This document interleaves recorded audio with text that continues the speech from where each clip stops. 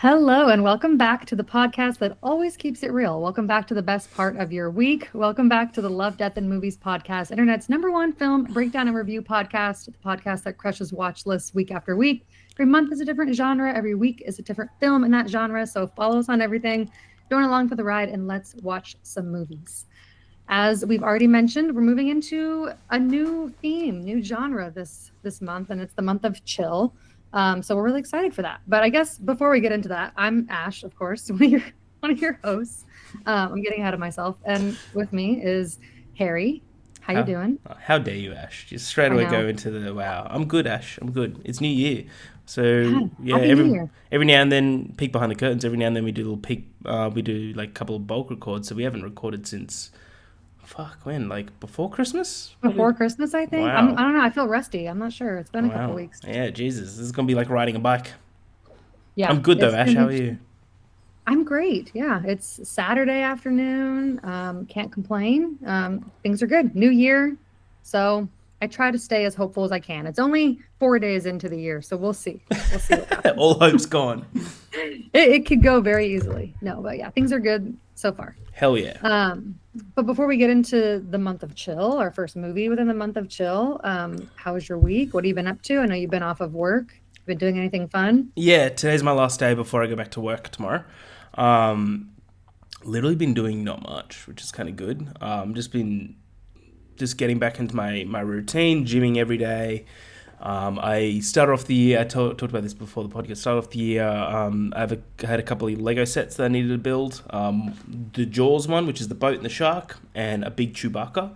And literally for a couple of days, I watched Super Bad, Forgetting Sarah Marshall, Pineapple Express, and This Is the End. And whilst just building these things, and I tell you what, though, that's the perfect way Oh yeah. to build Legos by putting those movies on. That might be my yearly tradition of starting every new year with like those movies. They're good fun. But in Australia, around Boxing Day, which is the day after Christmas, onwards, there's a thing called there's a huge cricket test match between Australia and another country, and changes country every year. This year it's India, and it's now down to the last day of. Is this the fourth test? Yeah, it's the fourth test. And it's not the last day. It's day three, and it could all end today. So it's the test is gonna start in about half an hour. So every now and then throughout this podcast, if I'm looking down and I'm like cheering or something, it's because we're killing it. Because we're versing India. It's crazy. I did Tyler's Trivia 10 before this, and like we're just like talking nonstop about cricket. So I'm like, and it was good fun. But other than that, been pretty chill. How about yourself, Ash? Nice. Well, I'm glad you've been chill since we're about to get into a chilly month. Uh, Get her out um, of here.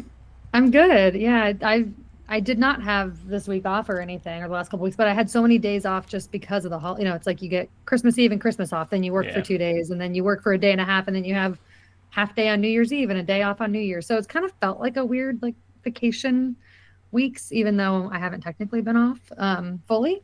But yeah, it's been nice. We actually built a little Lego set we got for Christmas from my brother. It was just a flower, so it was a really easy one. But I love those things. They're They're so so good. entertaining. Yeah. But yeah, other than that, just watching some movies. I haven't really been watching that much new stuff. I did catch up on a couple releases from this year. Like, I think I watched like Heretic and Y2K. What do you think of Um, and Heretic? I liked it. I thought it was Mm, interesting. I think I gave it like 4 stars. It wasn't like a wow. favorite or anything, but I don't know. I actually thought it was kind of interesting. Cool. I know you didn't love it, but yeah, I didn't really like Y2K. Watched that on New Year's Eve. Obviously, I was a little young at that time, but I was like probably what, 6, maybe 7, and I don't really remember it like as far as being like a little kid, but I do remember like the craze and the fashion and obviously all of that. Like nostalgia was there, but just kind of a nothing movie, just kind of like fine, just didn't really do a whole lot for me. Yeah. But yeah, other than that, just kind of been hanging out, taking it easy. We got a new vacuum mop robot that we bought with some of our Christmas gift cards. Does your dog hate it? Scooter is losing his mind. We've Yeah. only had it since yesterday morning, so we've had it for like not even 2 full days, and he cannot stop following it around, being very suspicious of it. It's honestly really funny, but it's been amazing so far. My Oh, really? floors are spotless, That's awesome. absolutely spotless. Yeah, My bro, highly my recommend. one of my friends, he bought it's a Roomba. I think it's a Roomba. Mhm. But he used to because he it was when he moved out by himself. This was years ago. Moved out by himself and it was like a one-story little flat apartment, and he used to before he goes out for like beers with the friends or go to work, he just put the Roomba on every day, and then he'd come back and these places just like immaculate. Mhm. I'm thinking about maybe getting one. Absolutely. Maybe that should be a good idea. Yeah, we got this one from Costco and it was quite a bit of a discount, but like the actual unit, like the like original like price of the unit from the company, it's like almost $1,500. That's not what we Jesus. paid for it, but it's a lot. So like as far as like high end, it's pretty up there, Wow. but it mops as well as Yeah, vacuum. that's So pretty that's why good. it's really nice. And we have a lot of wood, like laminate wood flooring in our You house. So respect wood. I get it. Yeah. it's been a godsend just in the last 36 hours. So that's Nice. the highlight of my week. But yeah, that's pretty much what I've been up to. So we can move into our first movie of the month of chill, and that's Wind River from 2017, written and directed by Taylor Sheridan, who I'm a big fan of. I think you are as well. Yeah, he's great. Hell or High Water. Yeah, He wrote Hell or High Water Sicario is. as well, right? I actually have not seen Sicario yet. I don't know Oh, why. you need to watch No good reason. Sicario. It's a I know. Dene film. Dene I Villeneuve. know. Literally Denny directing and Taylor Sheridan writing. I don't know why I haven't seen it. Watch It's it. just one of those blind spots for me. So it's coming Good man. very soon. Nice. But yeah, I was really excited to do this one. I know I've only seen it one other time. I'm not sure what your history is as far as like the amount of times you've seen it, but I was definitely excited to give it a rewatch just because, the first time you watch something, you can't sometimes always absorb everything. So it's a good one to revisit and just kind of be in the atmosphere of it. And obviously it's a very chilly movie. Oh, So perfect to start off this month. hell yeah. So again, came out in 2017, stars Elizabeth Olsen and Jeremy Renner. I think they're both absolutely fantastic in this movie. Story goes as follows. Corey Lambert is a wildlife officer who finds the body of an 18-year-old woman on an American Indian reservation in snowy Wyoming, sorry. When the autopsy reveals that she was, I'm not sure if I can say this word, raped, Yeah. FBI Assaulted. agent, but assaulted, yeah. Assaulted. Yeah. FBI agent Jane Banner arrives to investigate. Teaming up with Lambert as a guide, the duo soon find that their lives are in danger while trying to solve the mystery of the teen's death. Perfect. So, Harry, give me your, I guess, initial thoughts. I don't know how many times you've seen this, so kind of if you have any history with the movie. It's not that old of a film, so I don't think you have like a super long history with it. But yeah, what are your thoughts on it? I was Has it gone up on rewatch? See, I was just looking down at my phone because I was trying to find a photo of the first film festival I ever went to, at Sydney Film Festival. I went to the premiere of Wind River, and I took my brother, and I got a Oh, photo of us, and this is like years ago, and I was babyface. So I'm gonna try and find it throughout this episode. But yeah, so I saw this when it first came out. Like and as soon as I watched it, I loved it. I think this movie's fucking spectacular. What I love about it the most, this sounds like it's a bad point, but it's not. It's like 100 minutes long, and it's mhm. so tight, and it's like there is no fat in this movie at all, and there really isn't any kind of room to have any fat. The two leads are unreal. I love Jeremy Renner. I thought Elizabeth Olsen dominates in this film. To be honest, I think she completely outacts everyone else. I think she just has more to do. But the whole idea, you know me, I'm an isolated setting boy. I love it. And like everything about this movie is so sick. And like, I just love a good mystery thriller. And the way that this is told, where specifically, which I'm sure you'll go through, towards the end where you get the time jump back and you get that little cameo of a specific actor, I think is fucking well done. I think this movie is goddamn awesome, Mhm. Yeah, but a tough I watch at the same time, like a really tough watch. yeah, absolutely. Yeah, it's a brutal watch, but it's one where I feel like it's worth it because it's an important story to tell, Big time. especially with like the ending and the facts that they give you about Native women. I just think it's a group of people that don't get their story told very often, and so I think it's really amazing that Taylor Sheridan wrote a story that kind of highlights that and also puts it into a perspective of even like a female FBI agent. Like it's a really powerful movie. And I think it's kind of unlike anything I've ever seen before in that type of genre. So Big I agree time. with everything you said. On top of that, I just think it's perfectly directed. I think the score is so haunting, yet Oh, so the like score's somber. amazing. It's amazing. Just so perfect. So yeah, I think there's just so much to love here. As hard as it is to get through some of the scenes, I think it's definitely worth it. Because yeah, it's definitely become a favorite thriller of mine, and I think I'll definitely kind of just continue to like it more on rewatch. So Hell yeah. awesome.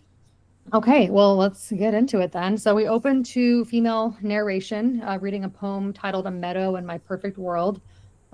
Just kind of a perfect intro to this movie, to be honest. There's just every single second of it is perfect. But part of the poem reads as there is a meadow in my perfect world where wind dances the branches of the tree, casting leopard spots of light across the face of pond. The trees stand tall and grand and alone, shading the world beneath it. And as she says this, Natalie is reading it, and she's also the one who's running through the snow as she's reading this poem. She falls into the snow. She's bloody, she's barefoot. We don't really know at this time what she's running from, but she's clearly running, escaping something. Yeah. And that's sort of our intro. And then we jump to Corey, played by Jeremy Renner. He's hunting and he's kind of out in the wildlife. We're not quite sure at first what he does, but it's pretty clear he's a wildlife officer. He goes to visit which we come to know, his ex-wife, to pick up his son, who's going to be spending the weekend with him. You can kind of tell while they're in the house, there's just like a somberness to the way they communicate. There's like a sadness in the house. Yeah, You there's see no like photos. aggression. Mm-mm. Yeah. Yeah, it's really interesting. You can tell that like there's a lot of love between them, but there's also a lot of pain Yep. between them. Great way to say But it. it's not anger, which I think is really powerful. And there's the thing about this movie is you have to pay attention to the moments where there's no talking happening. Like when they show the photos in the house of the young girl. They don't say who she is. They don't talk about her at first. They don't say her by name or They like show have don't some like tell. exactly, which we've talked about so many times on this Yeah, podcast, it's which I like think is one of our really main phrases, isn't it? Yeah. it really is. I think the way that he directs this movie, it just allows for a lot of those moments where you have to really be paying attention, but you don't need to be told everything. It's very clear. This is their daughter. We don't know what happened to her. We just know she's not here. Yeah. So that's kind of what we gather from that moment. And you can kind of guess what their history is like as a couple, knowing that their daughter's gone. Corey takes his son to visit his grandparents, his ex-wife's parents, up at the Wind River Indian Reservation where they live. He's riding around on a snowmobile and he discovers blood marks and footsteps. And obviously, based on what he does, he knows the area really well. He follows it and finds the body of the woman from the beginning. I love his reaction here. I think it's, again, with Jeremy Renner, I think what you were saying about him having less to do, I think his moments that shine are actually when he's not talking. Yeah, It's in you his can body language. absolutely. You can kind of tell like he knows her already, and like Yes. yeah, he looks at her and is like, "Damn it!" Like yeah, Well, and it's like his reaction is you can tell he's been through something because like he opens up all his layers and he like just like needs to breathe. yeah, Like you can just tell that this isn't the first time he's seen a young girl's dead body or like this is just not the first time he's been through something like this, but also that he knows who she is and he's kind of like fuck, like I have some news to deliver. You know what I mean? It's just that moment where you're just like this is just a horrible situation. So I yeah. think the way that he has that reaction is really powerful. So he He also calls has like the best lines throughout this film. He has he the does. luck. Was it like luck don't live out here? Like I love him, man. He's great. He reminds me of just like one of those really like hardened kind of like older dads, but there's still a softness about him. He's Mm, not all tough, but he's got that kind of like he's lived and he knows that the world's probably gonna win in yeah, every situation, but he's just accepted it. And that comes up throughout some of the lines that he says, obviously throughout the movie. But it's a really interesting character to follow because he's not like super bitter or like chip on my shoulder type of guy, but he knows like he's a realist and he yeah. knows that that's just things aren't fair out here. And that's just the reality of it. But yeah, so Corey calls for emergency assistance. We learn that the FBI is quickly sending somebody out. He's at the grandparents' house still when Jane Banner arrives. This is Elizabeth Olsen's character. She's been called out to assist the tribal police with the body and the investigation. She says that she came from Las Vegas, but she's originally from Florida. She's not really expecting to stay long. She's kind of like, I was just the closest person they could get out here as soon as possible. Yeah, because her job is to count it as a homicide, and then she gets a team out there to unravel it. Right, which obviously does not go that way. No. But the reason she's called out is because of it being an assault situation. They obviously have to get the FBI involved. So she investigates the body. They take her to it after the whole kind of, it's not funny, but that kind of uncomfortable scene where she has to wear the granddaughter's ski clothes. It's just kind of an intense, awkward moment. Big time. But obviously kind of showcases the headspace of the people that are, in this family. But yeah, they go out to look at the body, and she believes it to be a homicide. She orders a rape kit. She asks Corey how well he knows the land. Where could she have been running from? Just trying to get more information. And I love when he kind of I don't know if he just says it to her, to the group, but he says, that girl's a fighter. No matter how far you think she ran further. Yeah. They insinuate that this entire movie, how tough she must have been to run 6 miles. 6 miles. 6 is nuts. 6 miles in the snow barefoot. Women are awesome. That's just all I got to say. Just kidding. It's pretty intense that she could do that. But that's kind of what your body does when you go into fight or flight, right? You just have to keep fighting. So I just love that line when the way he says it, you can just kind of tell how I'm not impressed, but just how mind-boggling it is to him that she made it that far. Absolutely. Jane asks if he can assist with the investigation, and he agrees. So they kind of partner up at this point officially. It's really sad when Corey's son asks him, about the girl they found, because obviously he's there at the grandparents when they find her, and asks if she died like Emily, that was his sister. So just a lot of pain that this family has been through over the last couple of years.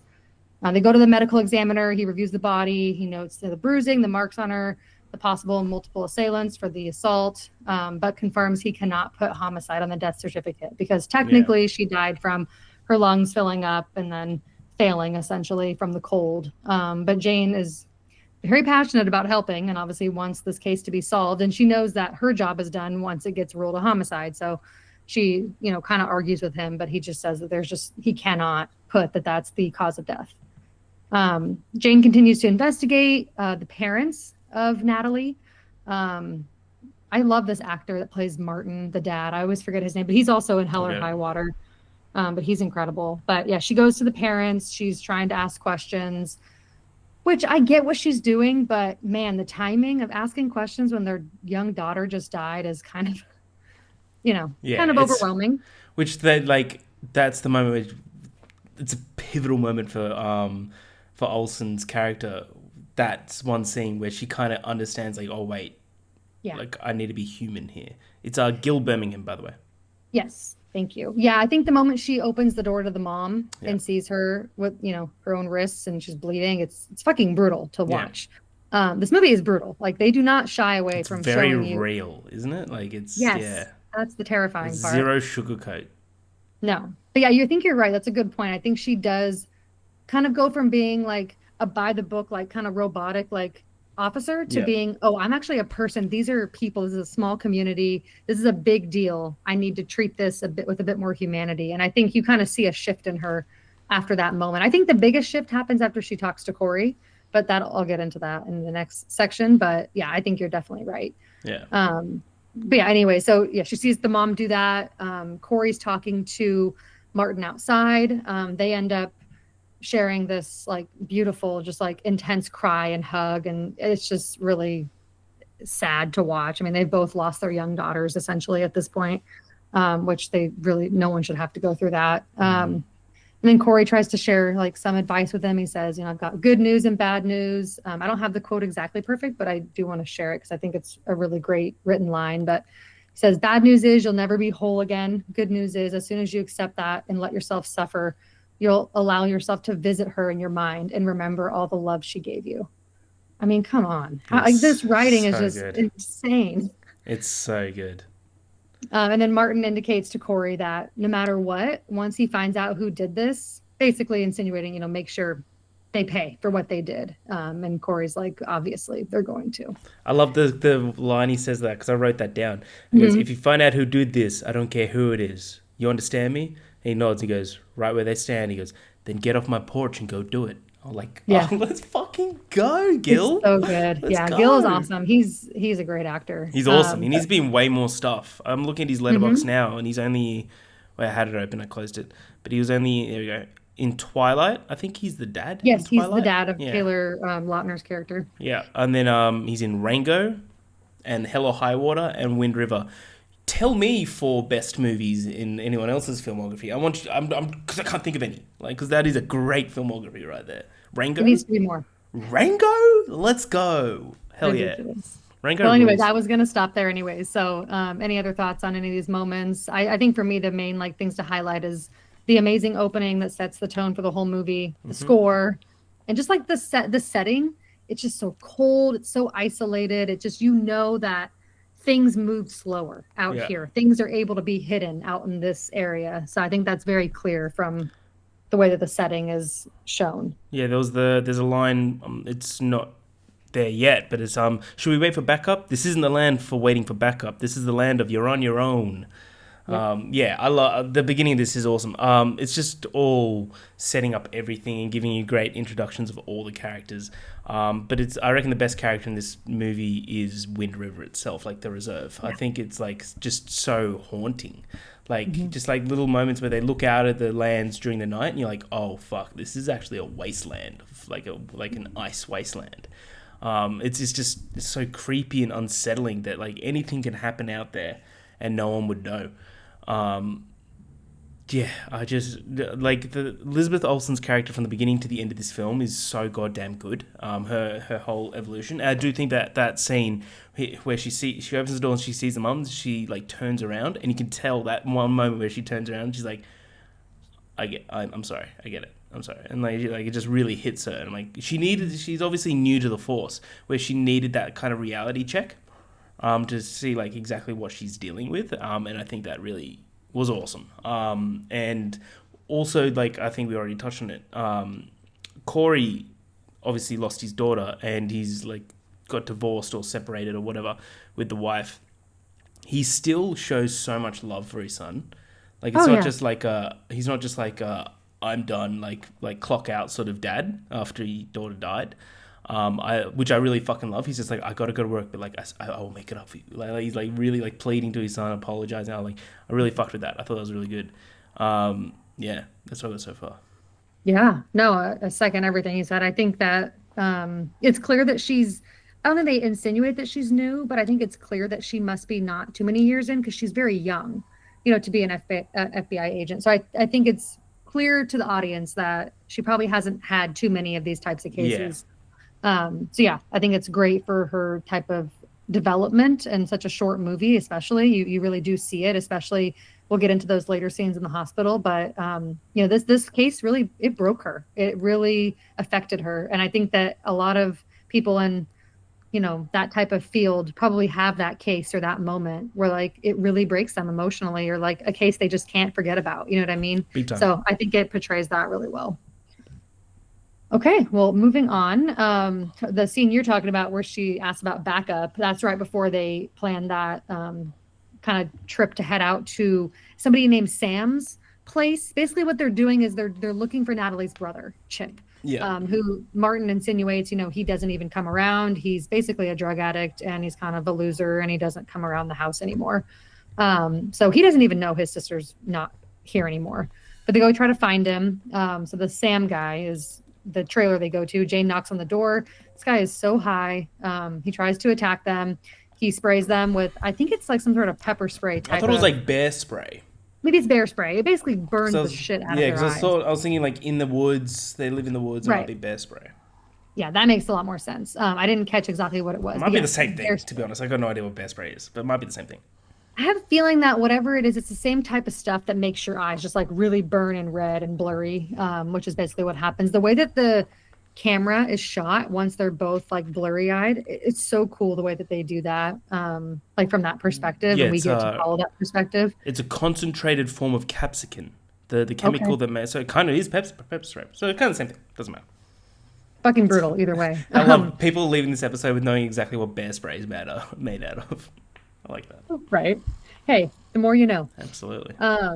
So yeah, so anyway, she's got dealing with the eyes. And Corey knocks out some of the guys, from more of a distance, stops them, and then Jane's able to get inside and eventually does stop Sam and shoots him in the chest a bunch. And he does end up dying inside the trailer. They do find Chip and pull him aside. They ask him what happened to his sister. He mentions that she was seeing some white guy, and then basically he finds out for the first time that his sister was assaulted and killed, which you can tell like it affects him, even though Big he's time. obviously doped up and not really involved with his family. He's clearly, impacted by it. And he's very much like the chip on your shoulder guy. Like, right, this guy feels like this place is just all bad. No good happens here. He feels trapped there. And that's very clear with his conversation with Corey. So then Corey points out some tracks that led to where the body was found, and that there was basically a sled up, but no tracks coming back down. So he catches that as something that seems a bit fishy.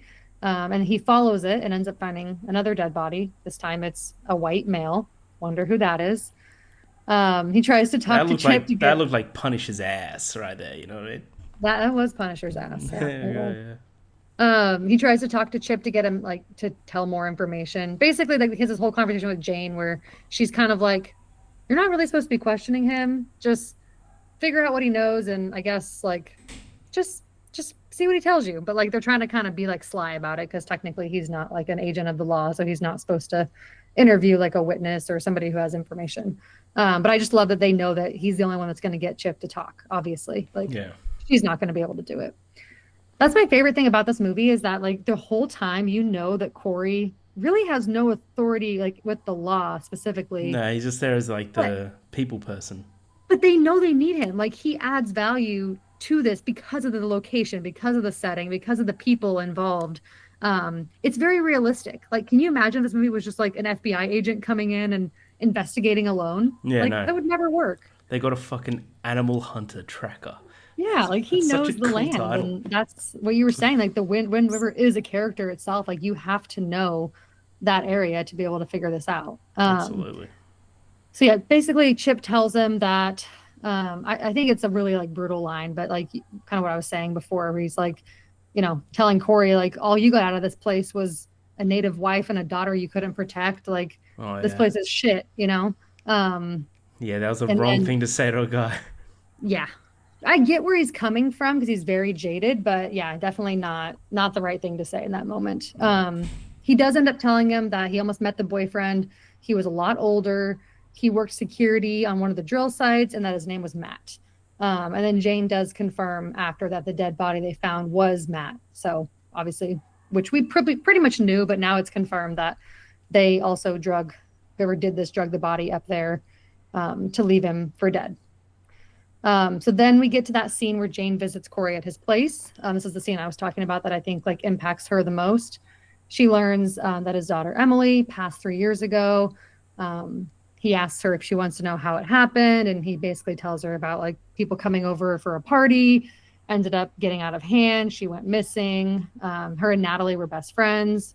So obviously that's like his reaction earlier. He knew this girl because his daughter was best friends with her. And that she ended up being found dead 20 miles from where she was originally at that night, which is crazy.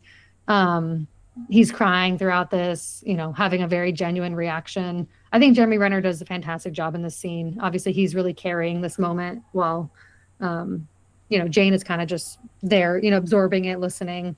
And he's just very realistic, like as this like grieving father, but he's also like still got like, he's very on it. Like he's not really being, how some grieving people kind of are very reactionary. Like they might try to like pick fights with people or like hide their sadness, or I don't know. I feel like a lot of times you see like this grieving father portrayed a very specific way. This is done in a way that I feel like is very realistic. Yes. And I don't know, he just has like this stoicness about him, which I think is really cool. And then before Jane leaves, she tells him that she wanted to know why he was helping her, and now she knows. And I think that's the moment where she's kind of like, okay, this shit's happened multiple times in this town. People are very affected by it. Like, okay, this is like shit's getting real, Exactly. basically. Yeah. Oh, it's So so I'm gonna good. stop there. Anything else to add? This section was a little bit shorter, but I feel like it's a lot of momentum, towards that final act. Yeah, my favorite line in this is when Chip goes, "Man, I wrote down, man, I get so mad. I just want to fight the whole world. You got any idea what that feels like?" And Corey goes, "I do, but I decided to fight the feeling instead because I figured the world would win."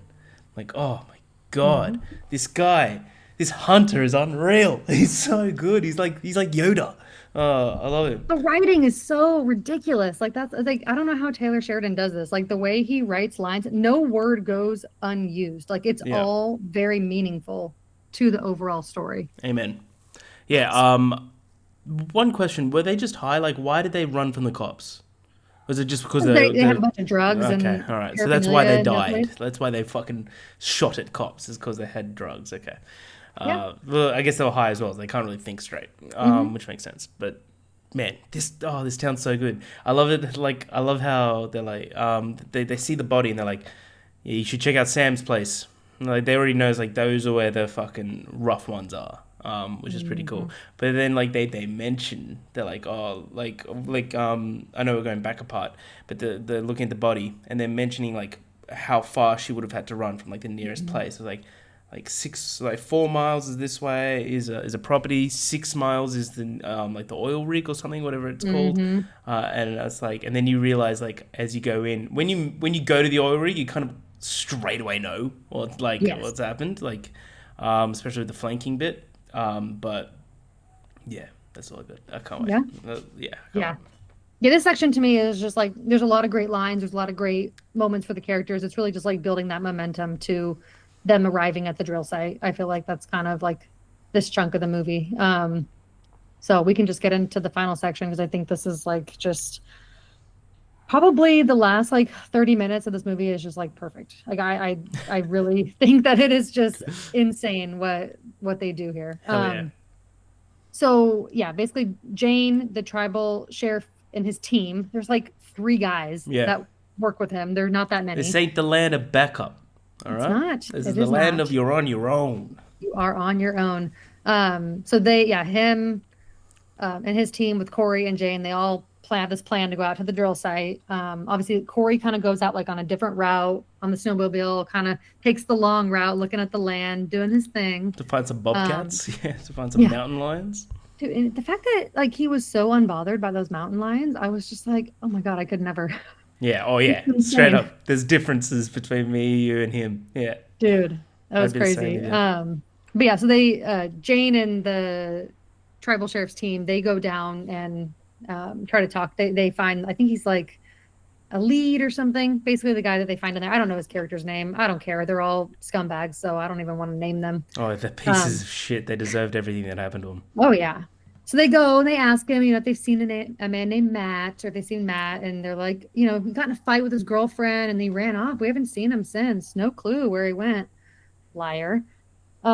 They basically insinuate that the guys all bunk on the property, so they confirm that they all live there. They have like, multiple of them living in one trailer. Corey's off kind of noticing marks that go all the way down to the drill unit bunks from where he is.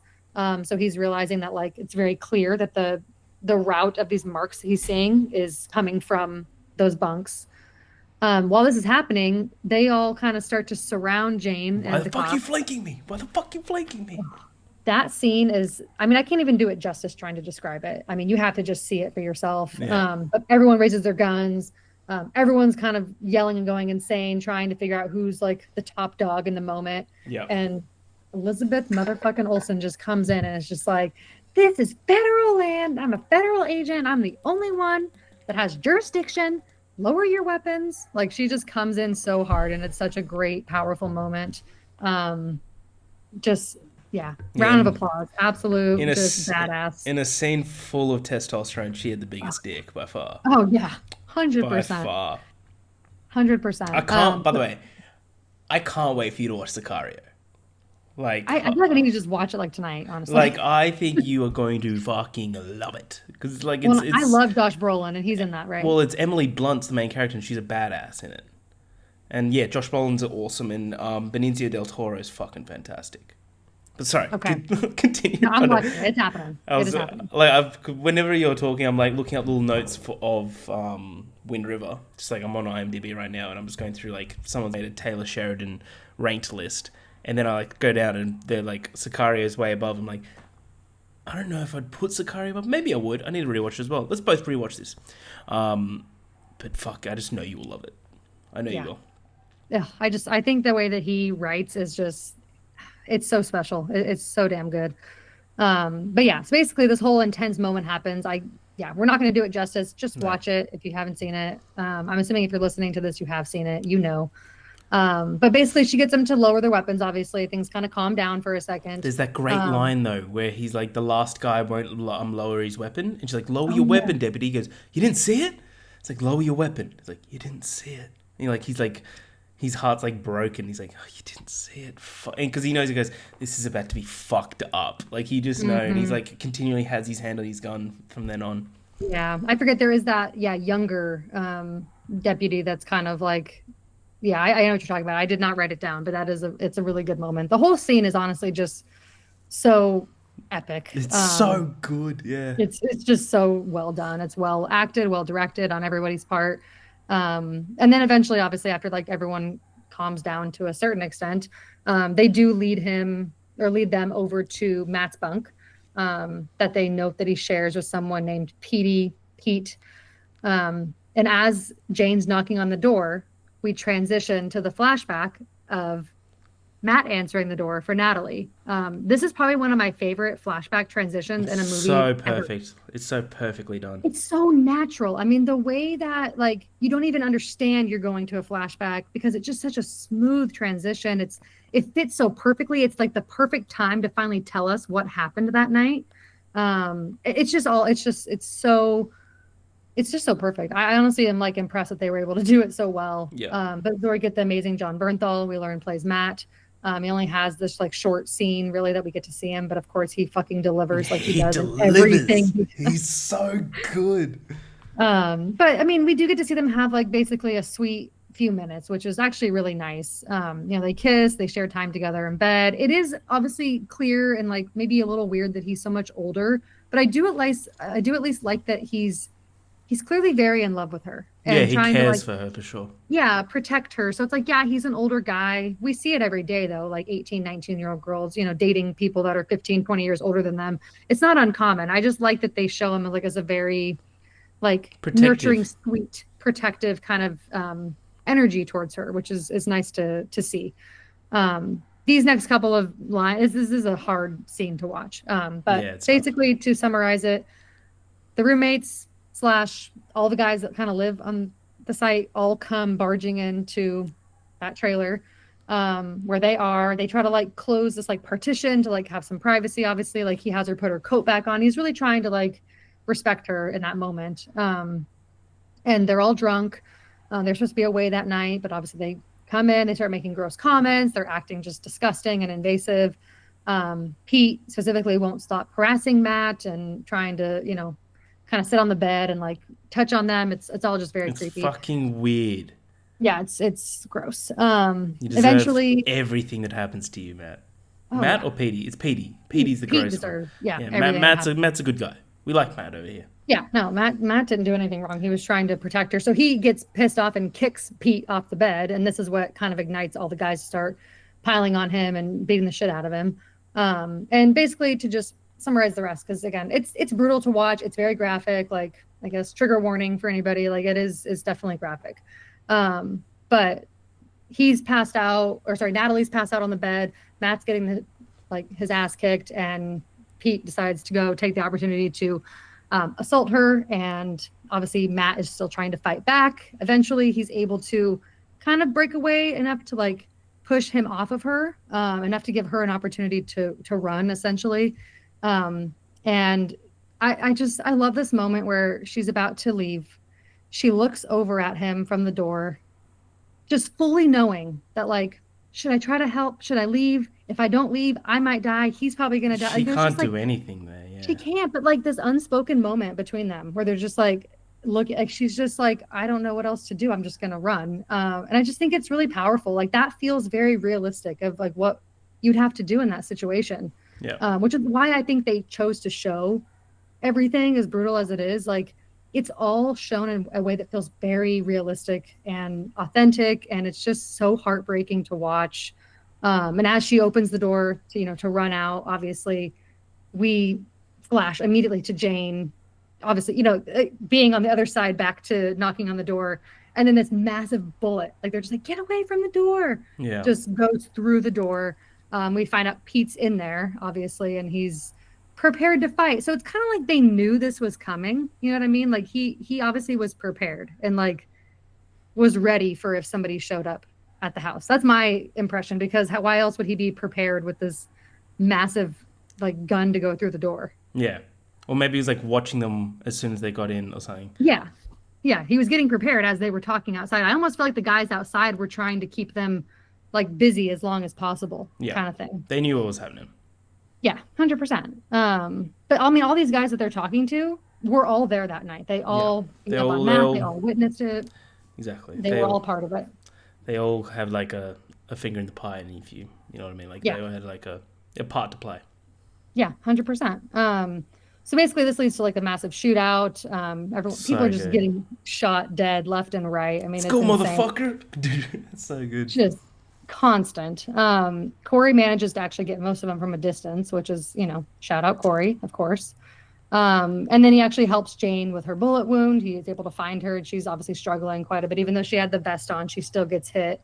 But she tells him to go after Pete because he was able to get away. He finds him up like kind of in the route he was in before, up kind of in the mountainous spot. He just baps him with the back of his gun. It's just one shot to the head, passes out, and then drags him up the mountainside in a zipped bag in the freezing cold, which is amazing.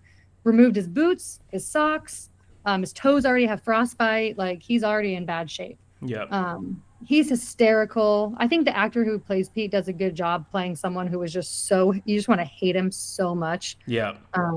His mannerisms, his look, his voice, it's all just, you just hate him, which is the point, I guess. But Corey finally gets him to admit what he did, to Natalie, to Matt. And then he tells him he's free to go, but that it's 6 miles to the nearest road. He's now barefoot. He won't make it far before he dies. He tells him about how Natalie ran 6 miles barefoot in the snow, but he doesn't think he'll make it more than like, I don't know if he says like 400 or 600 feet or something like that. So he's like, go ahead, take off. So he starts going for it. Doesn't even make it. I imagine it's not even 500 feet before he starts falling, coughing up blood. I don't think if it's even 500 feet. I think it's probably not. like It's like 100.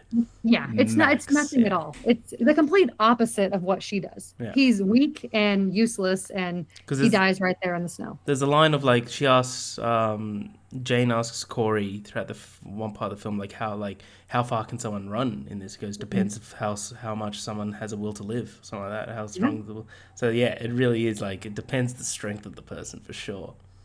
That's what I love about this movie is that like it takes this premise that like this guy is probably twice her age, works on a drill site, probably has to be strong in some capacity, you know what I mean, like with his body. He can't even make it 100 feet. Like he's just useless. Like he has no will to survive. Whereas this poor girl who's terrified and cold and just like fight or flight can make it 6 miles, 18 years old. Like it's just these two opposite ends and these parallels, and I just love it. I think that it's the best way they could have done his death. And obviously Corey, like no surprise that this character would have him go out the same way that she did. Like that makes complete sense that he would do that. They say they never found him as well, that he's still missing. So I reckon he took the body back to the Bobcats. I sure hope so. That's what I think happened. Like, because like how else would he? Like, yeah, that's a good point. That's what we don't see it, but we can. Yeah, we can. You like to assume, sort of thing. Yeah. I like the line between like because Jane's like okay, he checks that she's okay. after he got shot, and she's like, give me your radio. My best chance out of here is a helicopter. Do you got one of those? He goes, nope. He goes, give me your radio. Go get him. He goes, I won't bring him back. You have to know that. She goes, I do. Yeah. Because he made a promise to Martin. Made a promise. Great exchange. Yes. Yeah. No, thank you for having those like good little quotes on the side, because gotcha. I did not write some of them down, but yeah, that's a great little conversation, and she knows what's going to happen, and she's fully in acceptance of it and supporting of it. Great kill of that leader, where he's like, he says something disgusting. He's just like, oh, the woman out here is spunky, something like that. And then like looks up and you see like something in the snow, and it's like Jeremy Renner in like full snow gear, and there's one shot and just like obliterates him. Like, cool, let's fucking go. And then like the inside of the cabin where they're like looking out the window and the guy gets like shot and like plastered against the wall. And you really see like why Jeremy Renner's really, really good at his job. Because he's shooting fucking wild animals. What do you think one like stationary man's gonna do? Nothing. 100%. Yeah. No, it's insane what he can do with like in silence and like in hiding, like in camouflage. He's able to really like show up and just fucking dominate all of these guys. Oh, so good. Fantastic. What a fucking insane. So good in fight. Yeah, 100%. So anyways, Pete, he's dead. Fuck Pete. We don't care about Pete. He got what he was deserving. But we flash to Jane in the hospital. It's really cute. Corey gives her a toy alligator since she's originally from Florida. I thought that was really sweet. They share some really great moments and conversation, and he tells her, you fought for your life. Now you get to walk away with it and go home.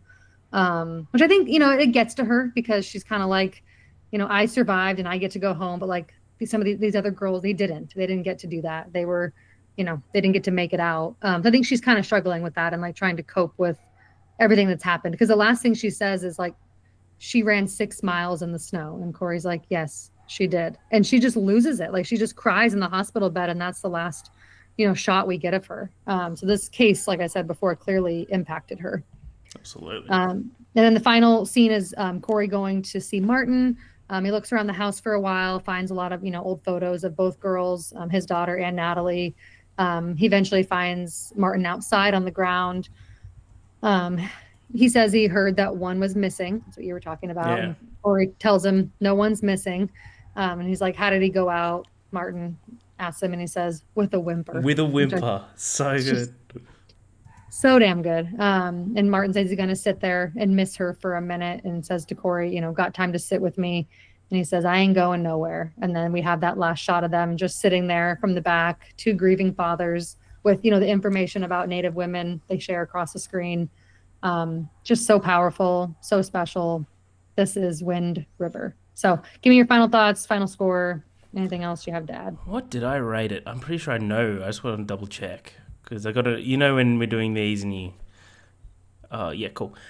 This movie's fucking awesome. It's like one of the best thrillers of the last 20 years. Everything about this movie is just goddamn so great. I've given it a 4.5. It could go up to 5. It could easily go up to 5. But for now, it's just 4.5. I think this is just a necessity watch. Everyone should... If you're into thrillers and suspense films, like this has to be watched. There's like no excuse.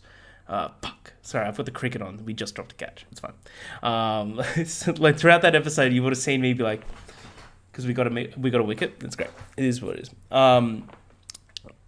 Back to Wind River. I don't know anything about cricket. Sorry, I have no clue what you're talking about. A wicket is catching the ball or hitting the stump. It doesn't matter. Getting someone out. We're fielding at the moment. It doesn't matter. Back to Wind River. Yeah, this movie's goddamn sensational. Those final scenes are just so damn good. I love Martin. I'm trying to find the quote. I had it up.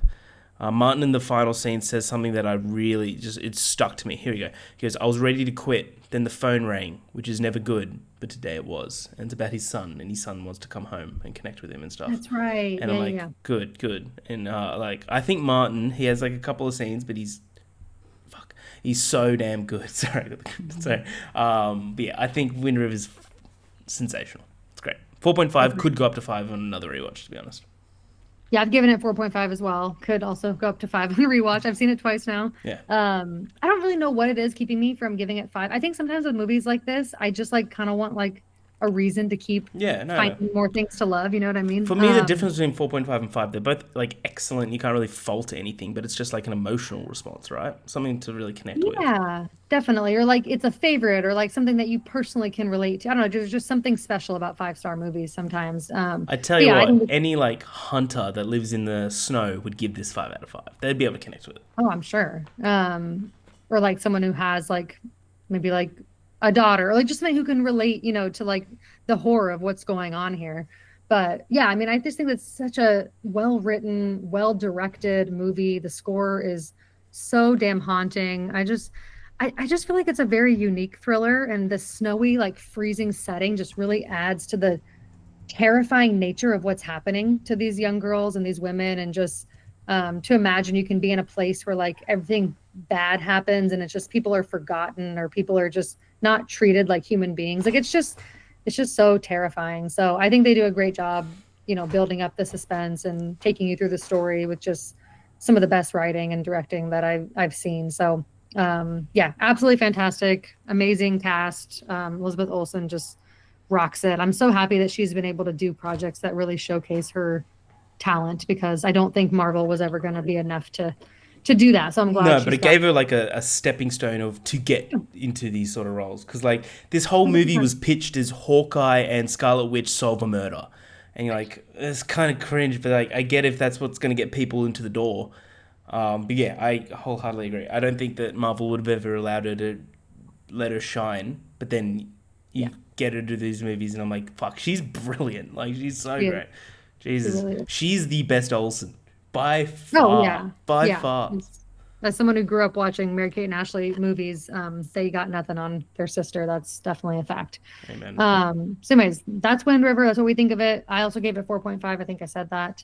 I know Byron loves this, so shout out him. It's a 5-star film for him. He probably is going to be bummed that he didn't, get to talk about this one, but we know he loves it. So just wanted to shout that out. But yeah, until next time, we're going to move into something fun for the episode. I don't know if people remember last year, but we did the Lovelies, which was our own award. So Harry, I'll turn it over to you to Yeah, I should have created a let us know different more. background for this. Oh well, doesn't matter. You Oh got to well. be doing it all on the Wind River background. Yay! So yeah, we're at the start of every year. We're gonna do a little award show. This is our best movies, best shows, whatever. Some wild card awards and also some community awards throughout TikTok and stuff.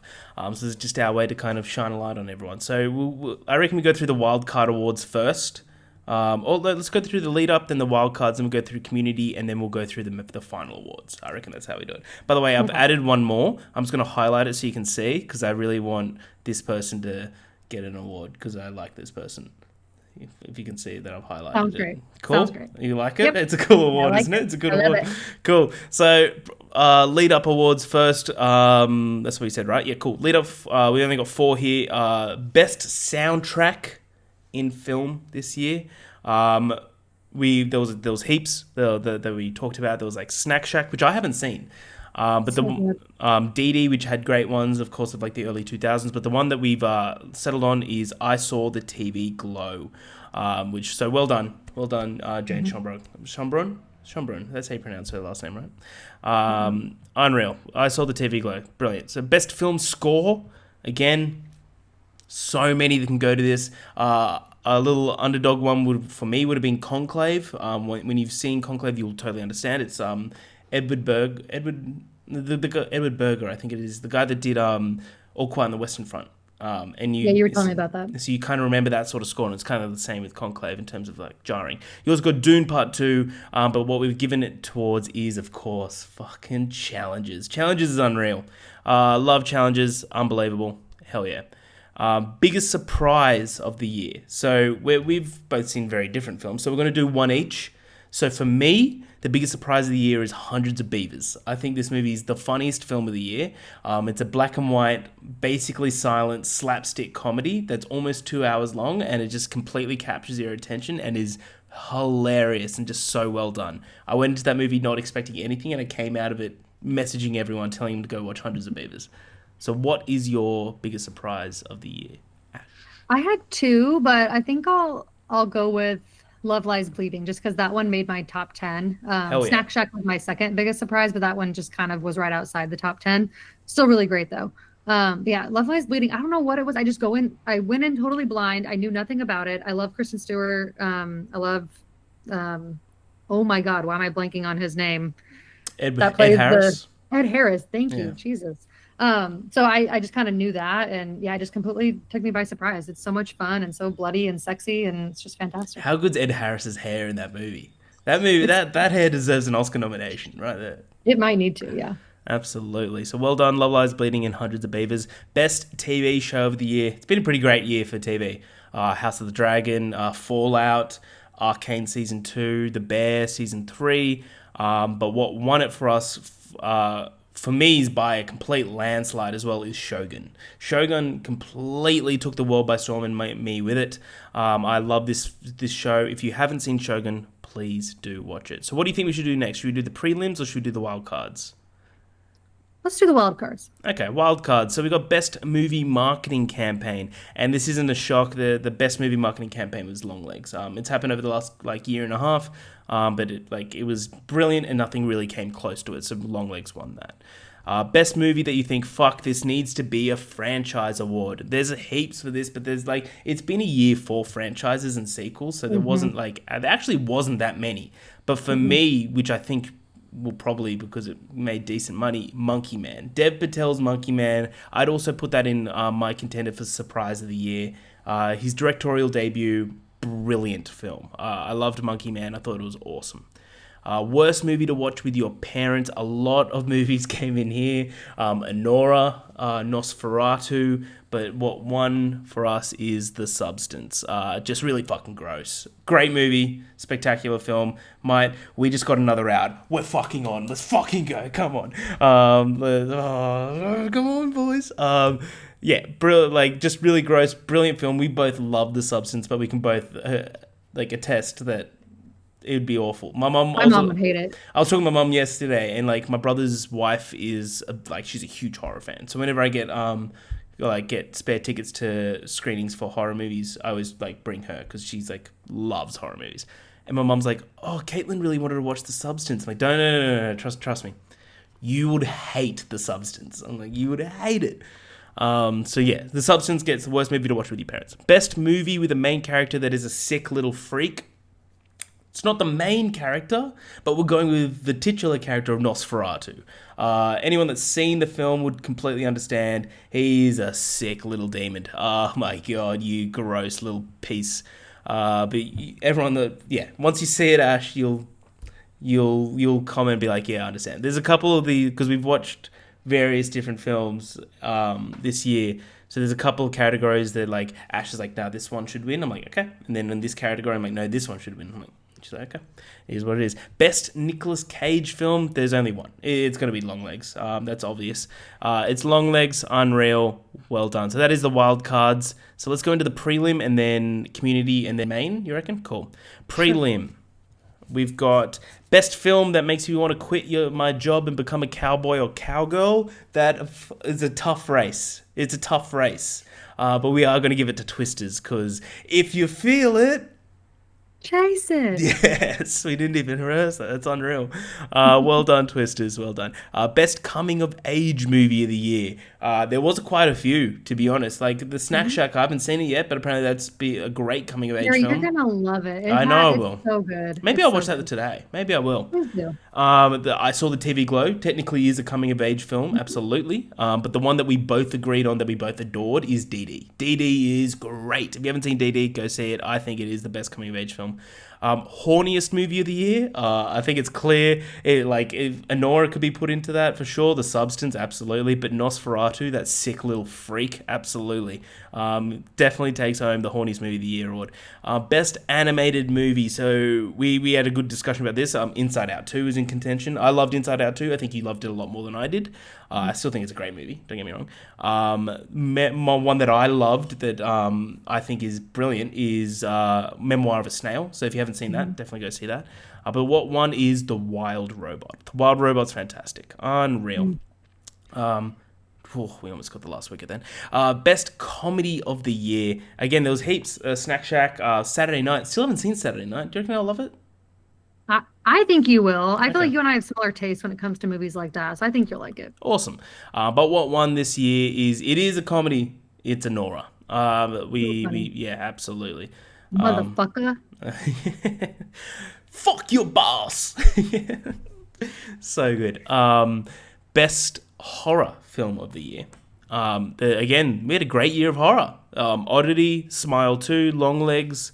There were some others as well that I really loved. Would you call... Oh, we got the last wicket! Come on! Oh my god. There's a guy that on our team called... His last name is Boland, and he's bowling. You can't make this up, Ash. Best horror of the year. So many. Longlegs, Smile 2, Oddity, and there was heaps more that aren't coming to mind, but what won it for us is The Substance. The Substance is unreal. Hell yeah. So best director, again, this went so many different ways. Coralie Farget, how do you pronounce that? I'm not sure. I think you did great. That's The Substance, right? Yeah. Yeah. Cool. Denis Villeneuve, right? I always fuck up his last name, sorry. But what won it for us, best director, is Sean Baker for Honora. Well done.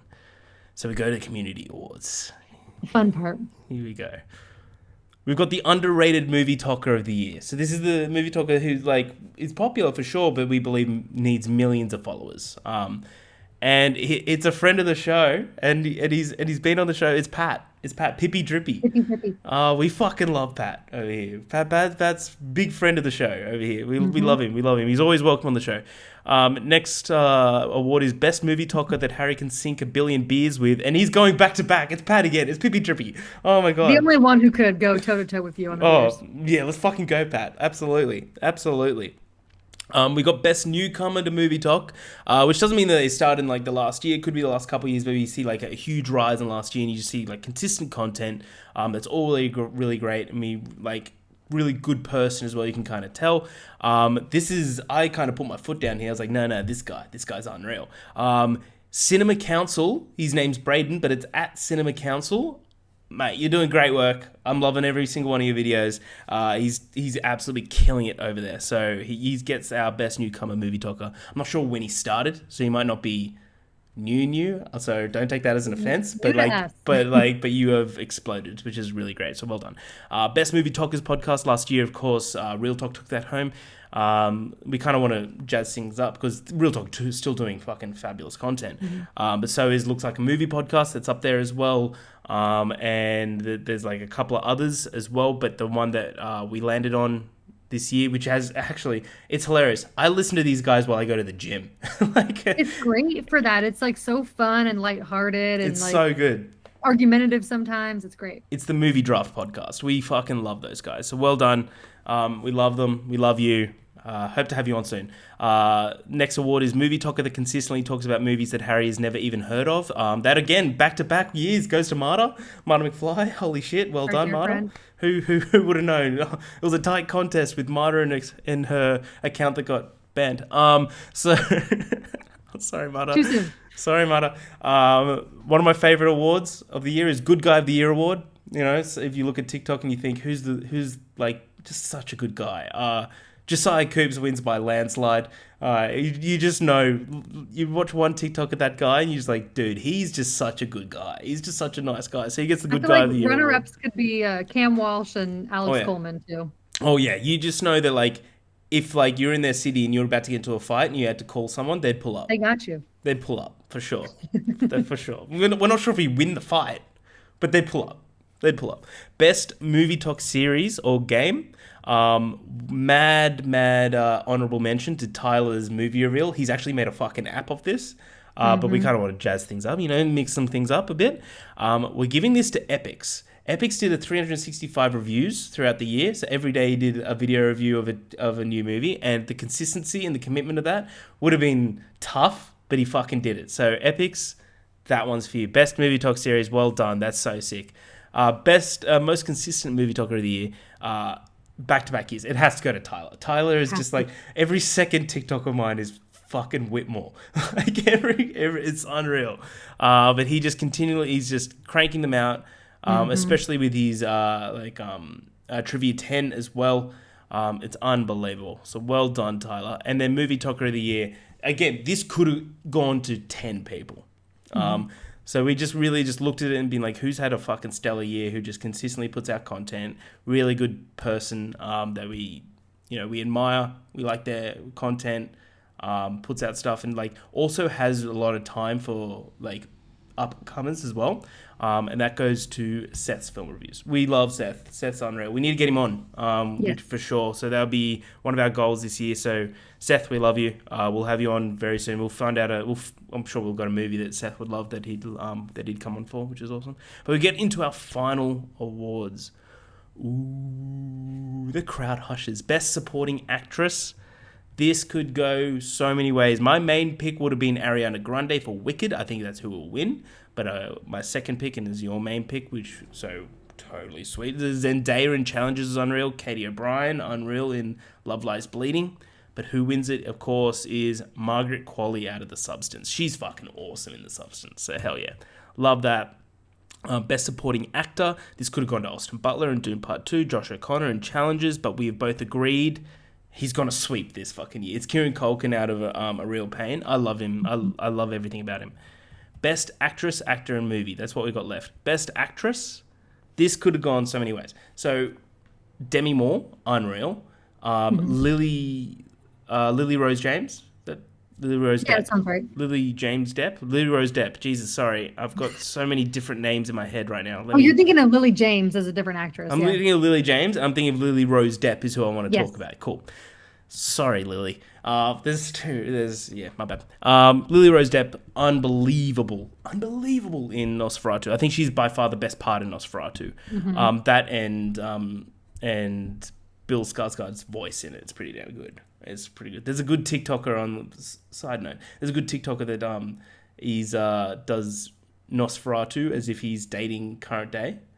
And it's so fucking good in that voice. It's like, send me nudes. It's great. But the best actress for us, I think it's clear for us, is Mikey Madison out of Anora. I think she will clear. I think she will win the Oscar, and I think she deserves it. Best actor. This was tough. So could go to Timmy and Dune. I finished Conclave, and I remember messaging my friends saying, oh, fuck. It's finally the year that Ralph Fiennes gets the Oscar. He's absolutely brilliant in Conclave. But this is one of the ones I had to put my foot down because I'm like, once you see it, you'll understand. Oh, yeah. Coleman Domingo in Sing Sing deserves the Oscar. I already know without even seeing the movie. Like, I just know what it's about. I know how his acting is, and I just already know. I can picture it. Big time. There is so many like moments in that movie that is just spectacular. But there's one specific moment you're like, Oscar. Which is goddamn good. And also shout out to Adrian Brody out of The Brutalist. I thought he was great in that. He's great in everything. Oh my God. He's also he could be a sick little freak, you know? You get he that has kind that of vibe. about him. It's got a little vibe, a little sick little freak vibe. Best movie of the year. This could have gone so many ways. Longlegs, The Substance. What's some other one? Like Nosferatu for sure. Dune Part 2. Furiosa, huge year. It's been a great year. But for us, both of us, it's not going to come as a shock if you listen to last episode. Our movie of the year is Anora. Anora, nothing for me comes close. Movie's kind of the one that like just blew everything away, which is awesome. But yeah, Anora. So that is the Lovelies for this year. Awesome. Well, thank you, sir, for going through those. Congrats to all of our winners, in our community, and also all the movies that won. I'm sure the directors and actors are listening to this podcast, so they will know. We've got trophies, but they're going to cost the person that gets it around $3,000. They have to send that to us, and then we'll send you the trophy. Right. It's like what the It's Oscars worth do. it though. It's worth it. Yeah. It's also you get a handshake from me, but you have to fly to me. Well, that's probably going to cost them about $3,000. It depends. Well, is it worth it? Because I would see that's priceless. And then And then if you do that, you get to buy me dinner. Wow. What a steal. Okay, you guys heard it here first. Wow. Whoever wants to see you soon, Josiah. See you soon, buddy. That would be amazing. All Maybe right. we'll Well, see. that is the Lovelies for 2025 until next year. That is our episode on Wind River, first of the month of chill. Obviously, you guys always know we like to double record, so you'll see us looking very familiar in the next episode. But for next week, watch The Thing, John Carpenter's The Thing. Imagine if Just I an watched a different absolute. movie and we're about to do a double. It doesn't matter. It's funny. Like, I was like, fuck. What if you watch the remake or like Yeah, the the other prequel. The Thing Yeah. movie? Yeah. Yeah, so till then, I'm Ash, that's Harry. Follow us on everything, and we will see you next week for The Thing. See you at the movies.